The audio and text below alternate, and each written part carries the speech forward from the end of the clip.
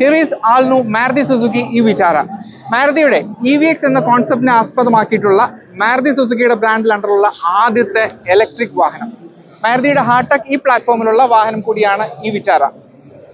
Maruti Suzuki എന്ന് electric വാഹനം എടുക്കുന്നോ അന്ന് ഇലക്ട്രിക് വാഹനം എടുക്കൂ എന്ന് ആഗ്രഹിച്ചിരുന്നവർക്കുള്ള മറുപടി കൂടിയാണ് മാരുതി സുസുക്കിയുടെ ഈ മോഡൽ. 2700 mm ആണ് വീൽ ബേസ് വരുന്നത്. ഒരു കോമ്പാക്ട് SUV സെഗ്മെന്റിലേക്കാണ് മാരുതി സുസുക്കി e-Vitara പ്ലേസ് ചെയ്തിട്ടുള്ളത്.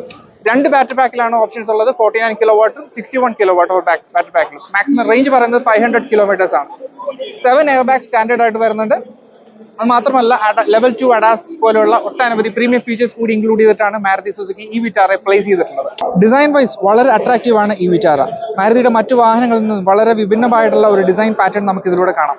മാരുതിയുടെ മറ്റു കാറുകളിൽ റിസംബിൾ ചെയ്യുന്ന തരത്തിലുള്ള യാതൊരു design എലമെന്റ്സും ഇതിലുമില്ല.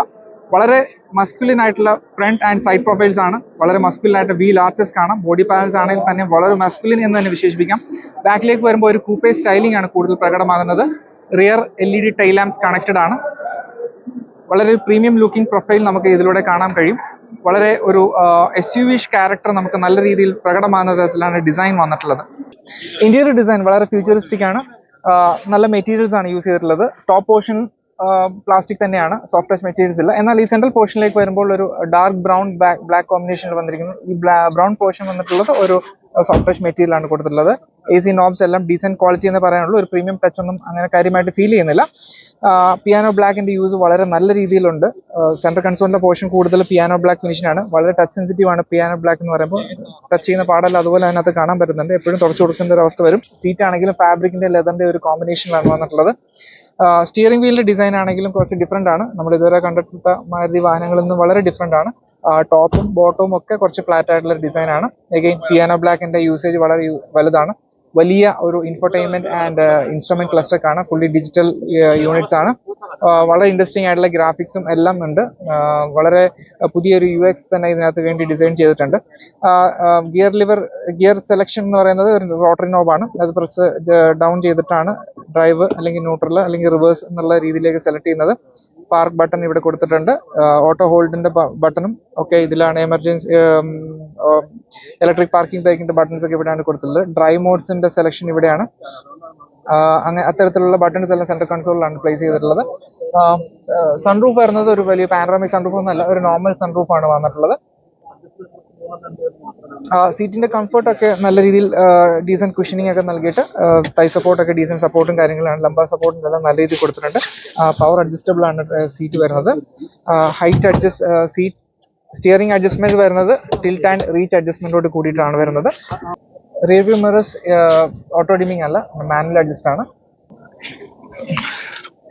So coming to the back seat, കയറി ഇരിക്കുമ്പോൾ ഇംപ്രഷൻ എന്ന് പറഞ്ഞാൽ റൂഫ് സ്പേസ് കുറച്ച് കൺജസ്റ്റഡ് ആണ്. ഒരു 6 feet ഉള്ളവർക്ക് കുറച്ച് ടൈറ്റ് ആയിട്ട് ഫീൽ ചെയ്യും. നേരത്തെ പറഞ്ഞ പോലെ ഒരു സ്ലോപ്പിംഗ് റൂഫ് അല്ലെങ്കിൽ ഒരു കൂപ്പേ സ്റ്റൈലിംഗ് ആണ് e-Vitara വന്നിട്ടുള്ളത്. സോ അതിന്റെ ഒരു കോംപ്രമൈസ് ഇവിടെ പ്രകടമാണ്. എനിക്ക് ഓക്കെയാണ്, ഞാൻ 5'10" ആണ്. ബട്ട് 6 feet ഉള്ളവർക്ക് കുറച്ച് ടൈറ്റ് ആയിരിക്കും റൂഫ് ലൈൻ. ഫ്ലോർ ബോർഡ് കുറച്ച് പൊങ്ങിയിട്ടാണ്. സോ കുറച്ചൊരു നിയർ പൊസിഷനിലാണ്. കുറച്ച് ഇതൊക്കെ കറക്റ്റ് ചെയ്യേണ്ടതായിരുന്നു. നോർമലി ഇലക്ട്രിക് വെഹിക്കിൾസിന്റെ ബാറ്ററി താഴെ പ്ലേസ് ചെയ്തിട്ടുള്ളത് കൊണ്ട് തന്നെ ഇത്തരത്തിലുള്ള ഒരു നിയർ പൊസിഷനിലേക്ക് ഇരിക്കുന്നതാണ് പതിവ്. ബട്ട് ഇതിലും വളരെ വ്യത്യസ്തമായിട്ടൊന്നുമില്ല, കുറച്ച് നിയർ പൊസിഷനിൽ തന്നെയാണ്. സ്പേസ് ഡീസന്റ് ആണ്. സീറ്റിംഗ് കംഫർട്ട് വൈസ് ഒക്കെ ഓക്കെയാണ്, except for this side support. 3 പേര് ഡീസന്റ് കംഫർട്ടിൽ ട്രാവൽ ചെയ്യാൻ കുഴപ്പമില്ല. അത്യാവശ്യം വൈഡ് ആണ്. റിയർ AC വെന്റ്സ് കൊടുത്തിട്ടുണ്ട്. ബട്ട് ഇതിൽ AC വെന്റ്സിന്റെ ഒക്കെ പ്ലാസ്റ്റിക് ക്വാളിറ്റി അത്ര ഒരു ആവറേജ് എന്നേ പറയാനുള്ളൂ. ടിപ്പിക്കൽ മാരുതി ക്വാളിറ്റി ആണ്. ഈവൻ ഡോർ പാനൽസിന്റെ ആണെങ്കിലും ക്വാളിറ്റി എല്ലാം ടിപ്പിക്കൽ മാരുതി ഫിനിഷിലേ ഉള്ളൂ. നത്തിങ് ഔട്ട്സ്റ്റാൻഡിംഗ് ഓർ പ്രീമിയം എന്നൊന്നും പറയാനില്ല. വീൽസ് വരുന്നത് 18 ഇഞ്ച് ആണ്. 225/55 പ്രൊഫൈലുള്ള 18 ഇഞ്ച് എയറോഡൈനാമിക് വീൽസ് ആണ് വരുന്നത്. ഇനി coming to the boot space,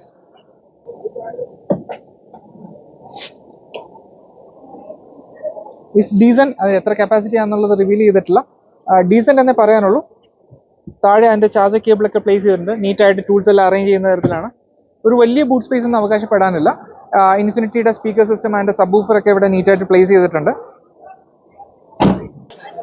Stay tuned for more informative content from AOTO channel.